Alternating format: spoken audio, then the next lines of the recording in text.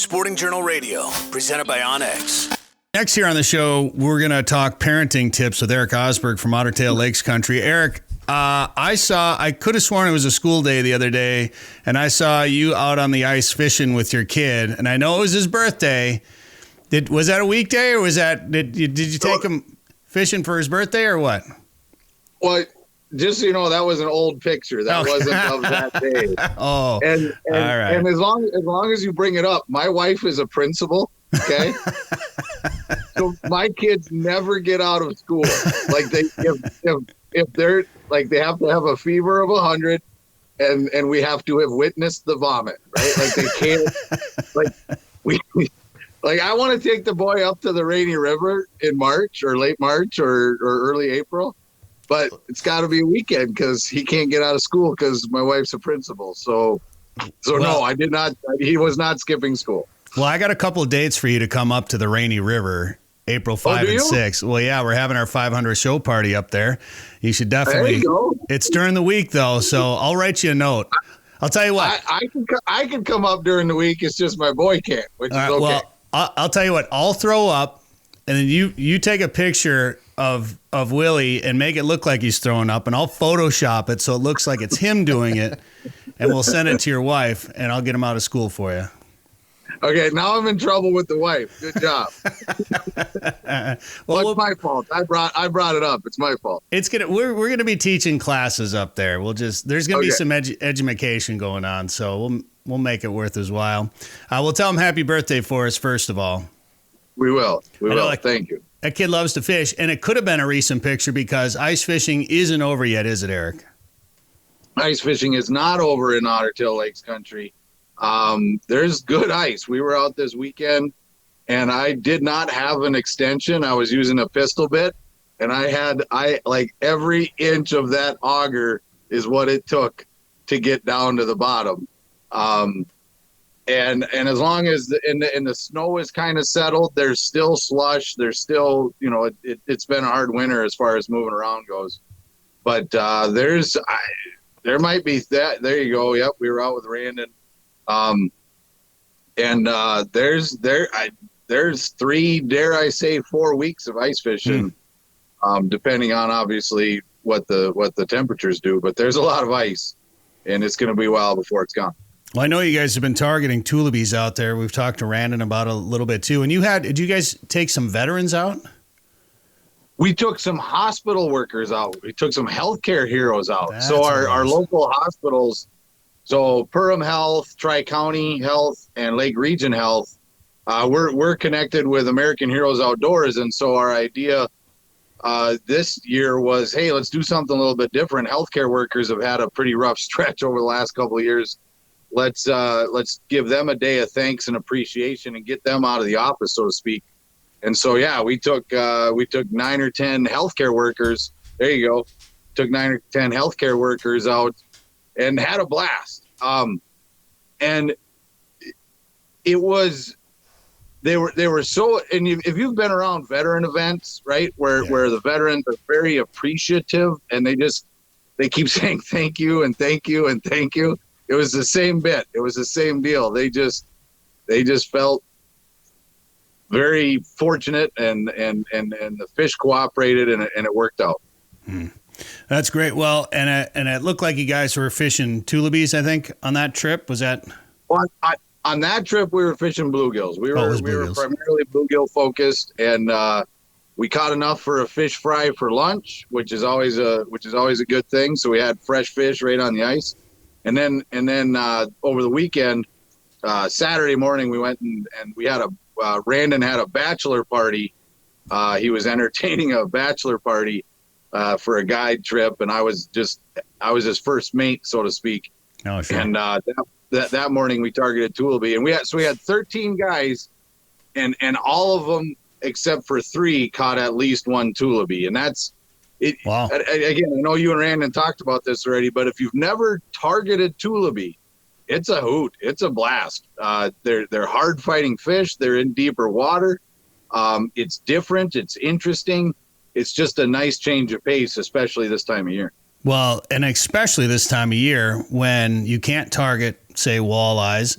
Obviously, you can go after panfish, and there's a few panfish in Ottertail County. There's a nickname for that, I think. The old panfish paradise. There is a few in panfish paradise, yes, sir. But tullibees, they're good smoked. They're fun to catch, and it is something a little bit different. And I know guys it's almost like the eel pout story.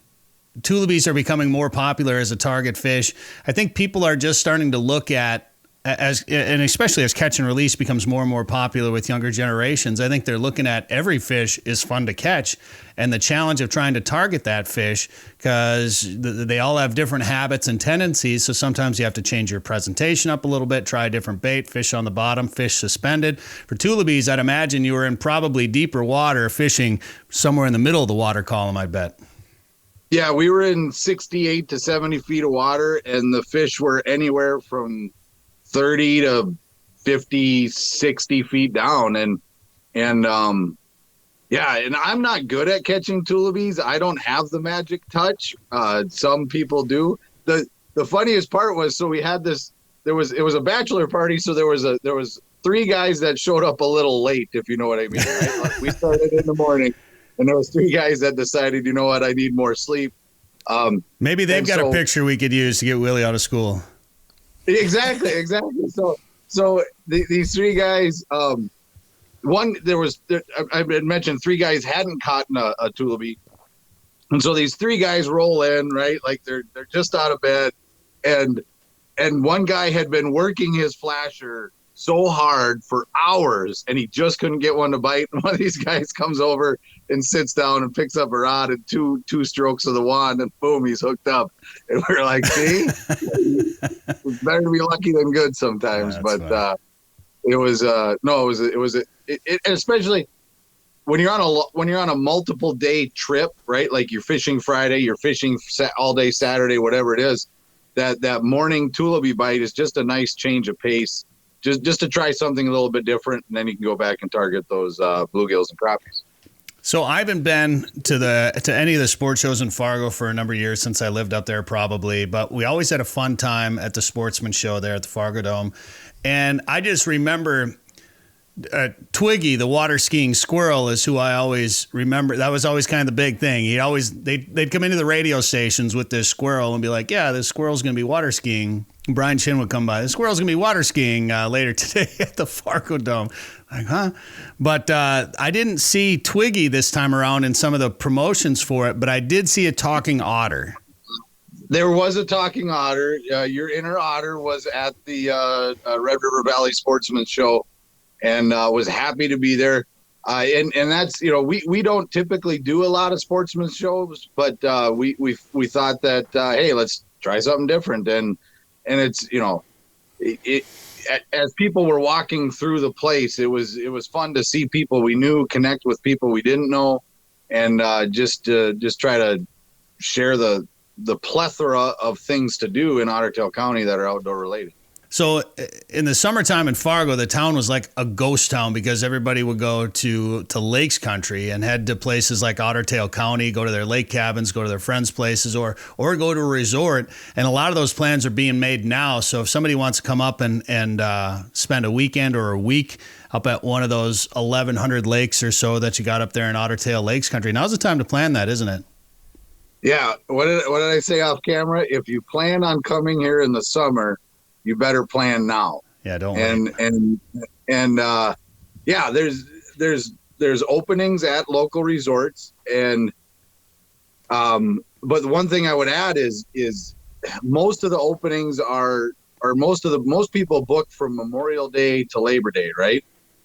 And so if your favorite resort doesn't have an opening in the prime of summer, May, whether it's pre-opener even is okay because of the pan fishing opportunities that we have in the county, or September. So or obviously October, but if you're planning on coming to Ottertail County this summer, you had better be making your plans now because the good resorts fill up fast. So yeah. Well, I'll tell you what, fall is a good time to go up there. Obviously, I've been through there in the fall quite a bit, but we went up and filmed that muskie show up there.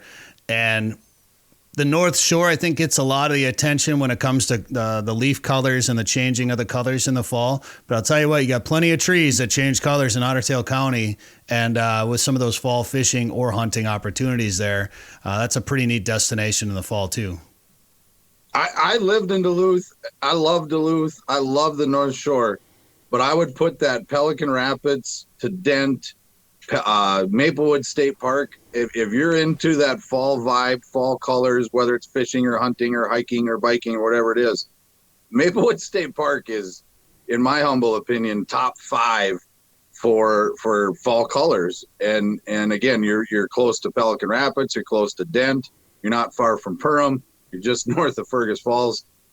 So you're absolutely right. Fall can be a fantastic time. And again, that May, opener is middle of May, and usually you can find a few openings as far as getting away between May and Memorial Day.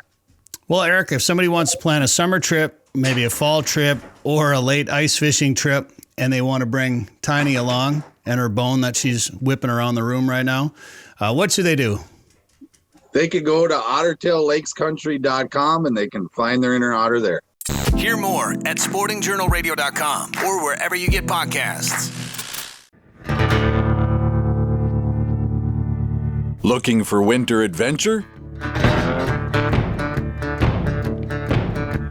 Might as well pick a place with over 1,000 lakes. Ottertail County, Minnesota is in the middle of everywhere, offers a simpler pace, and has something for everyone.